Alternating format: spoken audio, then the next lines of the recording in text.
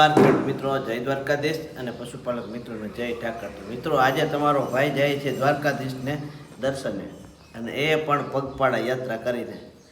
તો હું તો અમે ઘણી વખત ગયા છીએ વાહનમાં ગાડી લઈને, પણ હજી ફોર વ્હીલ લઈને નથી ગયો. એની પહેલાં છે ને આપણે હાલી જ જઈ આવીએ, પછી આપણે આપણી ફોર વ્હીલ લઈ જાઓ. તો મિત્રો દ્વારકાધીશના દર્શન કરી અને પાછા આવીને ત્યાં દ્વારકાધીશ પાસે એવી માગણી કરવી કે ખેડૂત મિત્રો અને પશુપાલક મિત્રો માટે ખાસ દ્વારકાધીશને પ્રાર્થના કરવી કે અમે પાછા આવીને તથા વરસાદ ધોધમાર થઈ જાય, પશુને અને ખેડૂને એકદમ શાંતિ થઈ જાય, આવી આશા સાથે આપણે દ્વારકાધીશની પગપાળા યાત્રા કરવા નીકળી જઈએ.